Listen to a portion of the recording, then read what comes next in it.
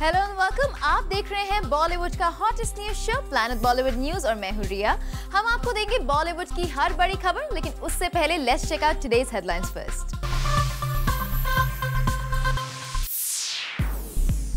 किसके डर से सलमान ने अपनी स्पेशल फ्रेंड लुलिया को पैसिफिक हाइट्स से किया रिलोकेट।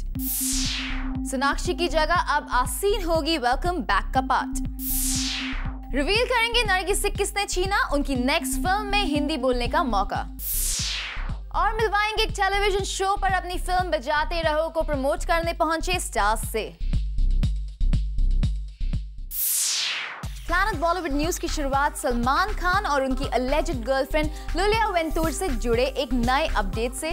मीडिया में सलमान के लुलिया को फ्लैट गिफ्ट करने की न्यूज आउट होते ही रिपोर्टेडली लुलिया को कहीं और रीलोकेट कर दिया गया है। इस न्यूज से जुड़ा कंप्लीट अपडेट आपको देगी हमारी ये टॉप स्टोरी।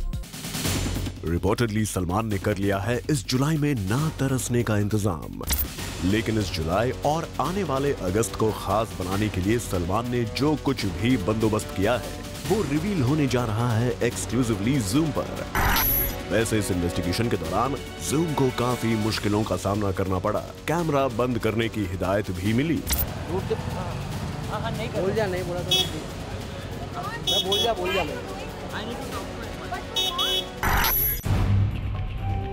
लेकिन वो कैमरा ही क्या जो स्टार के बोलने पर बंद हो जाए।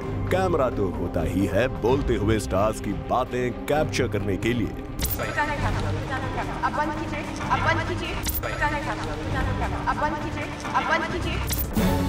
ऐसी ही कोशिश रिसेंटली कटरीना ने की थी, जब हमने उनके बर्थडे पर कटरीना और रणबीर की सीक्रेट पार्टी काबा करने की कोशिश की थी। तो चलिए अब आपको बता ही दिया जाए सलमान और उनकी अलेज्ड गर्लफ्रेंड लुलिया वेंटूर से रिलेटेड अब तक का सबसे बड़ा अपडेट। जूम ने हाल ही में आपको बताया था कि सलमान खान ने लुलिया को बांद्रा में अपने पैसिफिक हाइट्स के फ्लैट में शिफ्ट कर दिया है।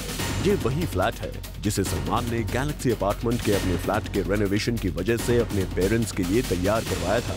पर बाद में सोर्सेज से पता चला कि सलमान ने ये फ्लैट लुलिया को रहने के लिए दे दिया है। लेकिन अब मई जून के आगे का अपडेट एक बार फिर आ गया है जूम पर। लुलिया को पैसिफिक हाइट्स के फ्लैट में शिफ्ट करने की न्यूज मीडिया में आते ही सलमान ने रिपोर्टेडली लुलिया को कर दिया है रीलोकेट। और तो और जूम को सोर्सेज से ये भी पता चला है कि उस अननोन डेस्टिनेशन पर सलमान और लुलिया एक साथ रह रहे हैं। इधर सोर्सेज ने लुलिया को पैसिफिक हाइट्स से रीलोकेट करने की बात का पक्का इशारा किया है। वैसे भी जब जूम की टीम इन्वेस्टिगेट करने पहुंची कि आखिर अब पैसिफिक हाइट्स में रह कौन रहा है, तो हमें पता चला कि वहां सलमान के फादर सलीम खान ने डेरा जमा रखा है।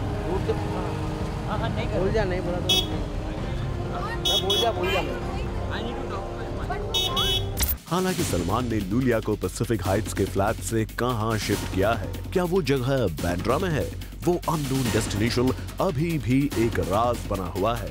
साथ ही इन रूमर्स पर भी फिलहाल किसी के पास कोई क्लू नहीं है कि क्या वाकई सलमान और उनकी अलेज्ड गर्लफ्रेंड लुलिया वेंटूर किसी अननोन जगह पर एक साथ रह रहे हैं। लेकिन जैसे अब तक जूम इस खबर से रिलेटेड आपको हर अपडेट देता आया है, जल्द ही हम बाकी सच पता लगाकर आपको बता देंगे।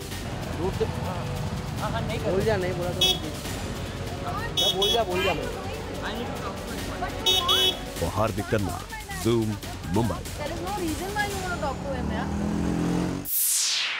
हालांकि रिसेंटली सलमान ने लुलिया से उनके लिंकअप की खबरों को गलत बताया था, इसके बावजूद रूमर्स रुकने का नाम ही नहीं ले रहे।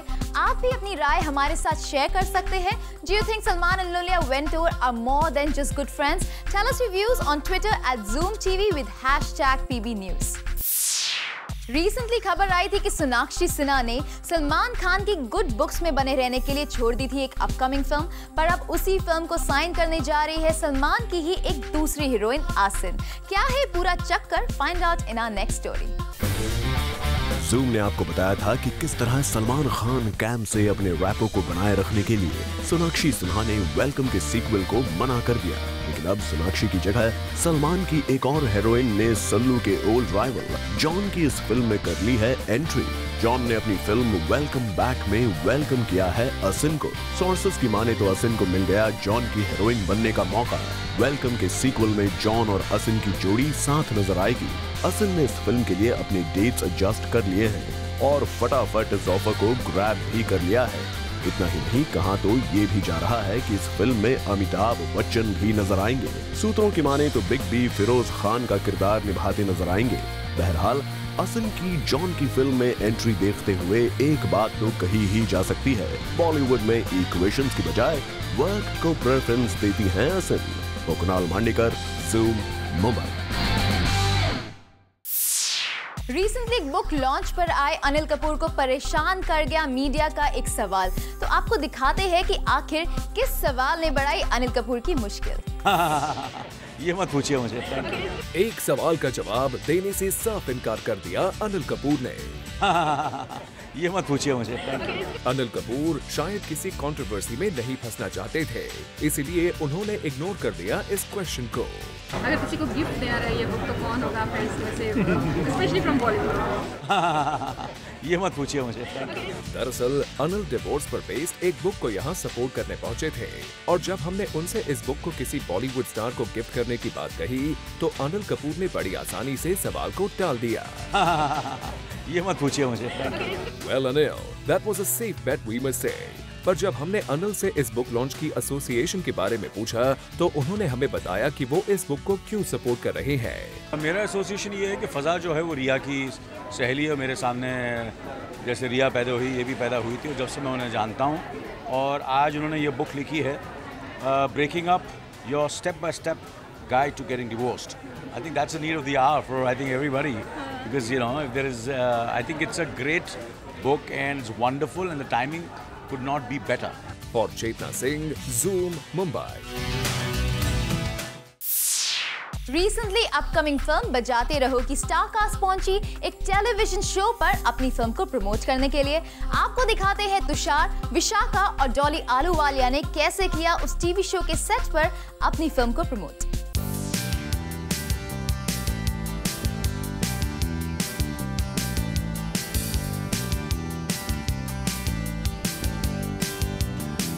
कुछ इस तरह धमाल मस्ती करके तुषार कपूर, विशाखा और डॉली आलूवालिया ने किया अपनी फिल्म बजाते रहो को प्रमोट एक टीवी शो पर। जस्ट लाइक ऑलवेज यहाँ भी डॉली आलूवालिया दिखी काफी चार्ज्ड अप और मीडिया इंटरेक्शन के दौरान जब उन्हें माता जी बोला गया तो देखिए उनका क्या रिएक्शन था। माता जी, तुषार, विशाखा किसकी बजाने आए आज चिड़ियाघर में? माता नहीं, तेरा बाप बोल रही हूँ। माता बोलता है, सबकी बजाने आए हैं, पूरे चिड़ियाघर की बजाने आए हैं। चिड़ियाघर की बजाने आए हम। डॉली के बाद जब हमने तुषार से जानना चाहा कि उन्होंने अपनी फिल्म को इस टीवी शो पर किस तरह प्रमोट किया तो सुनिए उन्होंने क्या कहा। इसका जो राज है आई थिंक वो सीरियल में ही खुलेगा कि हम किस सिलसिले में एक्चुअली आए थे, क्या होता है एंड में, एक ट्विस्ट है एंड में जो इनके घर वाले ही हमें बताते हैं कि राज क्या है, मतलब क्या वो एक्चुअली तकलीफ दे रहे हैं, क्या ये सच्ची में मतलब जानवरों का चिड़ियाघर है या आदमियों का चिड़ियाघर है, कैसा चिड़ियाघर है, ये सब आपको सीरियल में दिखाई देगा। For Salma Khan, zoom, Mumbai.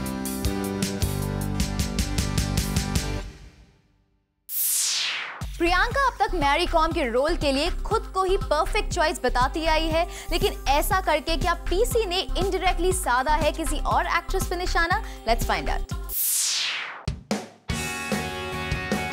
प्रियंका चोपड़ा जब से मैरी कॉम से मिलके लौटी हैं तब से वो 7वें आसमान पे हैं। प्रियंका मैरी कॉम से मिलकर इतनी खुश हैं कि वो इस बात का जिक्र हर जगह कर रही हैं और साथ ही प्रियंका की टीम इस बात को फ्लॉन्ट करने से भी नहीं चूकती कि मैरी कॉम के मुताबिक प्रियंका ही है उनके रोल के लिए करेक्ट चॉइस। अब ऐसी बातें कर कहीं प्रियंका रानी को तो टारगेट नहीं कर रही, वहीं रानी जिनके पास रिपोर्टेडली इस फिल्म को करने का ऑफर आया था लेकिन उन्होंने फिल्म में नए डायरेक्टर के होने की वजह से फिल्म रिफ्यूज कर दी थी क्योंकि उनका अय्या हो या फिर no one killed Jessica first time director से रानी इतनी खुश नहीं थी और इसी वजह से उन्होंने इस बार सेफ प्ले किया।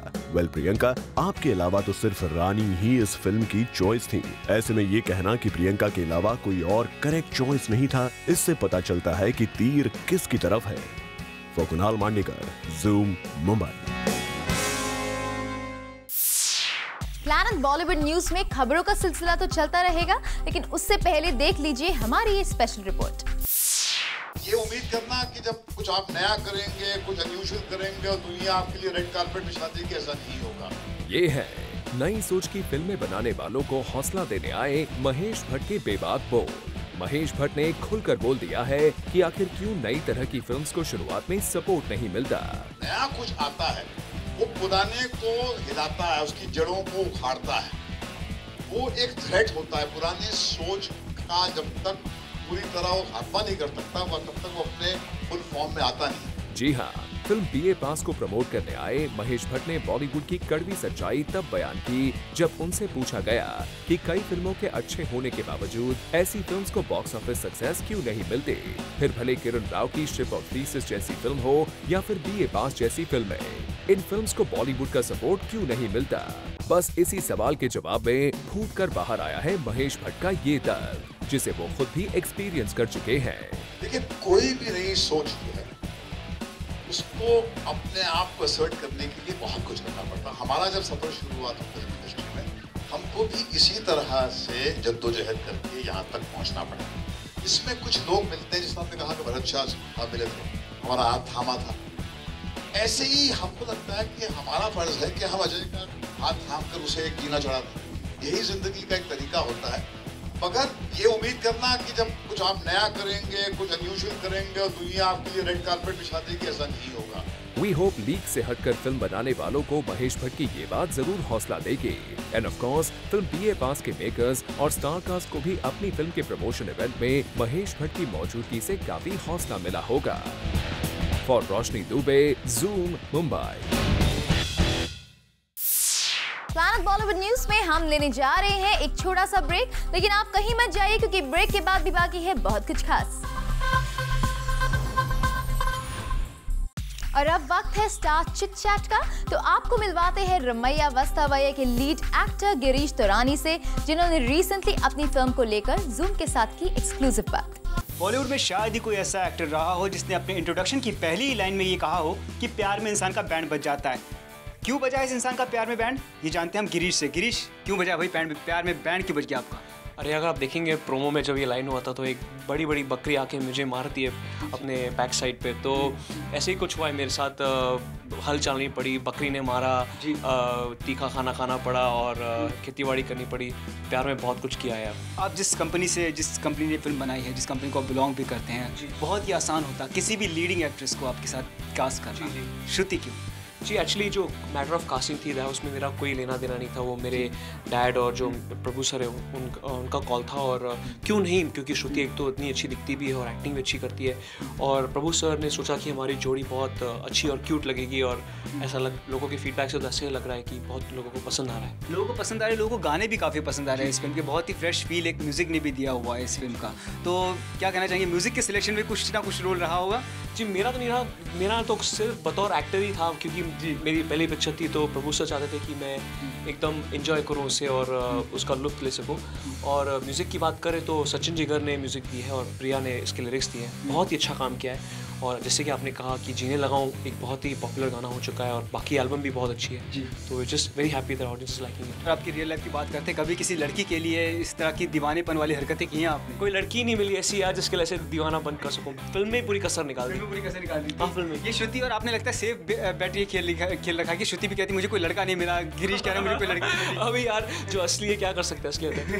ये बताइए गिरीश की इस फिल्म के अंदर जैसे आपने देखने में आया कि आप सोनू सूद से भी पिट रहे हैं, गिर रहे हैं, तो कहीं ना कहीं लोग ये समझ रहे हैं कि इस फिल्म से सलमान खान की फिल्म जो कि प्यार किया तो डरना क्या, उसकी थोड़ी बहुत याद आ रही है, मैंने प्यार किया उसकी थोड़ी बहुत याद आ रही है, तो सलमान की फिल्म से कंपैरिजन किया जा रहा है। जी पहली बात तो कि अगर जो लोग कंपेयर करना चाहेंगे तो कोई भी पिक्चर कहीं से भी कंपेयर करके निकाल लेंगे।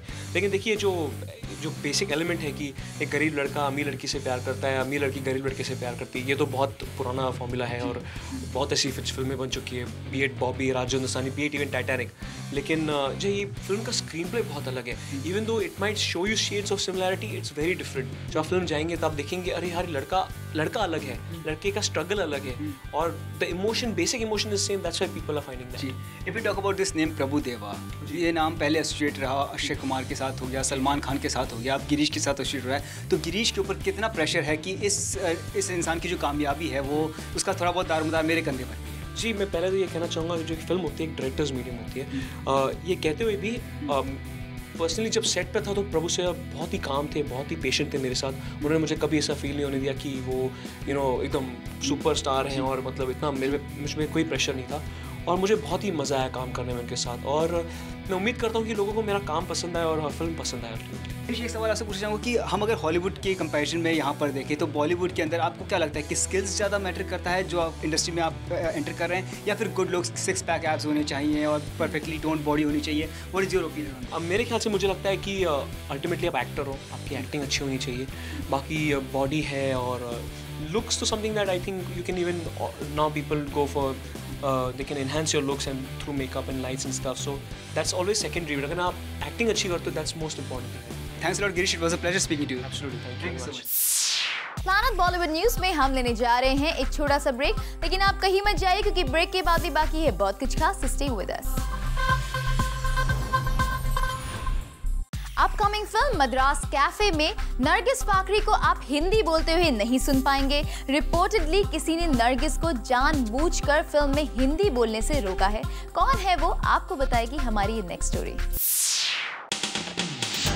फिल्म रॉकस्टार तो आपने देखी होगी, और इस फिल्म की एक्टर नरगिस फाकरी भी आपको याद ही होंगे उनके लुक से ज्यादा उनके हिंदी डायलॉग्स के लिए। अब जब नरगिस मद्रास कैफे में वापस आ रही हैं, तो उनके डायलॉग्स को लेकर जॉन और सुजीत ने बरती है सावधानी। सुनने में आया है to play it safe with Nargis's role, John and Sujit made sure that Nargis को इस फिल्म में कोई भी हिंदी डायलॉग ना दिए जाए। इसी वजह से प्रोमोज में भी आप नरगिस को अंग्रेजी बोलते हुए ही देखेंगे। वैसे इससे पहले भी कटरीना, जिन्हें हिंदी में दिक्कत है, उनके रोल्स को भी NRI किरदार ही दिया गया, चाहे वो नमस्ते लंदन हो या जब तक है जान। और अब लगता है कि इसी राह पर नरगिस भी चल पड़ी है। For Kunal Mandekar, Zoom, Mumbai. Well, with this, it's a wrap. We will be back tomorrow with more Bollywood juice. Till then, keep watching Zoom, India's #1 Bollywood channel.